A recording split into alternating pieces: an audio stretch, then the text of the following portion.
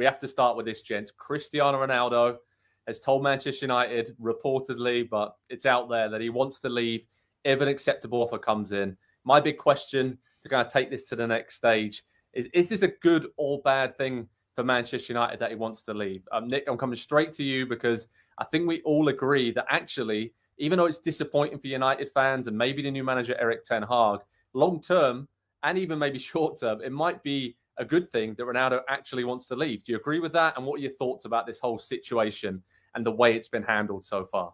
100%. And my thoughts are this guy needs an advisor or a better PR team, because when the story comes out and the next thing you hear is Chelsea or Barcelona, it's like he's trying to alienate the people who like him so much. This is, you think of where he could go and maybe you think, oh, the Bundesliga, does he go to Bayern Munich to fill Lewandowski's shoes or whatever? But for the most part, I think to myself, Cristiano, like, where this team of people you have around you, who is telling you what to do?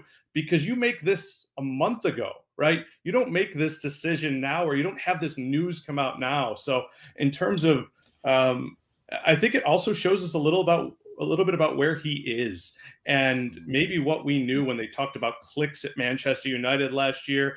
I'm not saying he was the problem. Obviously, they had a lot of problems, but he certainly doesn't look like a guy who was ready to be part of any solution this year or last year. It's so true, Nick. I mean, the case right now in the situation is that he hasn't turned up for pre-season. He cited some family reasons, and Man United accepted that. But they're also, United, according to reports, just unsure if he's actually going to turn up. I mean, they're heading on their pre-season tour of Asia and Australia in the next few days. So they really don't know if Ronaldo's going to be there. I mean, Jorge Mendes, his agent, is trying to find a solution, like you mentioned. Every big team in Europe, PSG, Chelsea, Bayern, even Barcelona have been mentioned as possible destinations. United don't want to sell, though. That's the interesting thing here. And he's got 1 year left on his current contract, Andy. So what is the best scenario for all? Do you keep around a man like Ronaldo who doesn't want to be there? Or do you actually say, you know what, you can move on. You came back. You were great last season. You've had a great career. You want to play in the Champions League. We understand that. We messed up. We didn't qualify. So you go on. But then you could risk selling to a direct rival, right? So I don't know how this plays out. What's your take on this saga surrounding Cristiano Ronaldo? The best possible outcome for all parties is a time machine. You go back in time 12 months to the summer of 2021. Manchester United just finished 12 points behind champions Manchester City. You fast forward 12 months, 35 points between the Manchester clubs in the table. They didn't even hit the 60-point mark. And I said at the time, and you can go back and find the videos, I think bringing Ronaldo in, signing him, makes them further from being Premier League title contenders than they were before. That 2020-21 season, they built a foundation. They went young. They had the young group of players under Ole, which we had questions, was he the guy or not?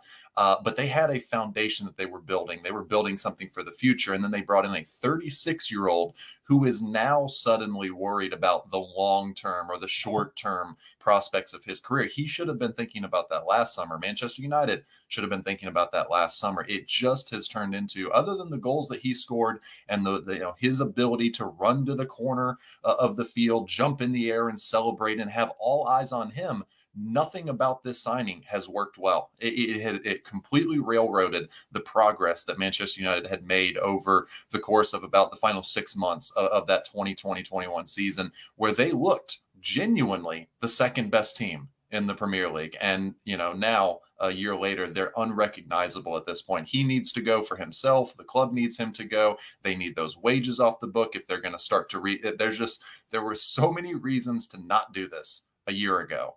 And yet they just went ahead and did it anyway. Couldn't help themselves. Nostalgia got in the way again. How many times have we seen that for Manchester United in recent years? And it's come back to bite them. I mean, Nick, when we talk about the clubs interested there, we mentioned a few of them. I struggle to think why on earth they would sell him to Chelsea, a direct rival in the top 6, top 4 of the Premier League. Because I think he'd actually work in Thomas Tuchel's system. I think they need a finisher who could just kind of hang around the box. They got a lot of pieces there who can, and maybe adding a few more pieces in an attacking sense that could really help him.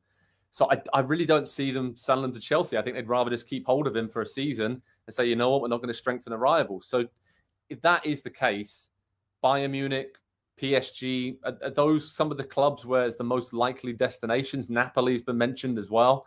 He's starting to kind of run out of clubs, right? That could A, afford him. Yes, he's saying that he might take a bit of a wage cut, but B, where it'd be a good fit for him. But I guess if he just wants Champions League, he's kind of narrowing his options down a little bit. So where do you see him actually going if he does leave Manchester United?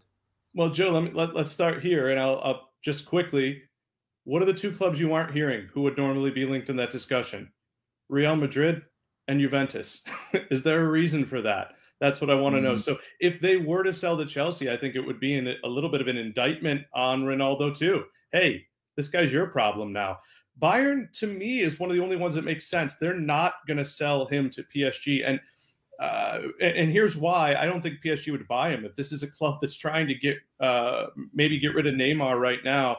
And there's another thing. There's another reason for clubs to be wary. Not that you should ever turn down a world-class player, especially if it's at a position of need. If you are a team like Bayern Munich, if they want to sell Lewandowski, it makes sense to me to have a target striker and fill that need for him. You're not trying to shoehorn him into a position. But I look at what happened with Messi last year, and I look at these two players, Messi and Ronaldo. Messi actually went to PSG. I think he led League One in assists. They won the title. They obviously had that kind of shocker in the Champions League. But what was the story all year? Messi doesn't have 450 goals. And what was the story of Manchester United last year? Ronaldo, even when he was scoring, doesn't have 450 goals. So I think that you have to care very much about the calculus here. And that's why really I only see Bayern Munich as the option for him. It's a perfect scenario for them. I mean, they won't lose face. Lewandowski obviously clearly wants to go to Barcelona. Okay, we'll replace you with one of the greatest, if not the greatest, goal scorers in history, and we get a very similar product on the pitch. So it seems like a win-win-win for everybody involved in that situation. And for Ronaldo, he's already said, right, I want to do it. I want to win trophies in all countries around Europe. He's done it in Italy, Spain, England, obviously, in the past. And, you know, Germany would almost complete the set apart from France. So that's interesting. But Andy, you talked a lot about this, and you were right from the very start about Ronaldo not being a good fit. If he does leave this summer, what do we make of this 1 year, very brief second spell? Because yes, for the overall team, he probably wasn't the best fit, but he did score 24 goals in all competitions. So a lot of people were pointing towards that and saying, look, if you start a new era at United, how are you going to replace those 24 goals? But I feel like you've got strong opinions on this. I do. I'm just pulling up the numbers here. So he had 18 goals in the Premier League last season, excuse me. Bruno Fernandes had 10. Nobody else had more than 5. And the player who had 5 is no longer really a member of the team as well. And so the momentum, the progress that they had going into last season, I think not only did they stop it, but I think they undid a lot of it because, and to Nick's point about Messi going to PSG and then Ronaldo going to Manchester United and neither of them really setting it alight individually, I think the fact that they were then taken out of scenarios where everything was built around them to maximize their production, their talent, you know, their otherworldness, into new situations where that wasn't the case. You know, Messi going and playing clearly a second fiddle to Mbappe, who they were trying to re-sign for the whole season, and he was the priority. Ronaldo going back to Manchester United, and I think there was an understanding of this is going to be a short-term thing, and so we need him to just play a part in the team. But where has Cristiano Ronaldo ever just played a part in a team? The team has always been about him throughout his entire career, and when you're that talented, I think you get a little bit of leeway to have that mindset. But when you're 36 years old coming into a fairly young team that needs veteran leadership, I think is what that team really needed from him. And it wasn't about how can I go in there and mentor and help guide and help grow these young players. It's how can I get my goals? How can I maximize what I do? And that just completely, that railroaded everything that they had going. And so I think if he goes to Bayern, I think the Bayern fans are very unhappy. Would you trade Lewandowski, current Lewandowski, for current Ronaldo? I certainly would not in any team in the world, but especially that Bayern team where, to the point I just made, it's already set up to function around Lewandowski. It's not set up to function around Ronaldo. He's going to go there, be unhappy. He's going to be unhappy if he has to stay at Manchester United this season. It's his fault, because he made the decision a summer ago. He could have potentially gone to Manchester City. Remember that? I forgot about that until very recently. But he had the choice where he was going to go last summer. I think he made the wrong decision. I think the club made the wrong decision. I think everybody is going to pay the consequences now a year later, and absolutely nobody's going to end up happy in this situation. Yeah, well, it's good to see what happens in this situation. It's unfolding fast, but over on Pro Soccer Talk on NBCSports.com, we will keep you updated with the latest on this Cristiano Ronaldo saga, as he looks like he's going to leave Manchester United. He wants to. Man United don't want to sell him. A lot of clubs want to sign him. It's crazy, and this is going to be, I think, the story that dominates the next month or so until we get to the Premier League season. Hi there, I'm Rebecca Lowe, studio host for NBC's coverage of the Premier League. Don't forget to hit subscribe to watch highlights all season long, and be sure to tune in for Premier League mornings every weekend at 7 a.m. Eastern. And for even more content, head over to Peacock, where we've got live games, original series, and a dedicated round-the-clock Premier League channel featuring studio shows, classic matches, and much more.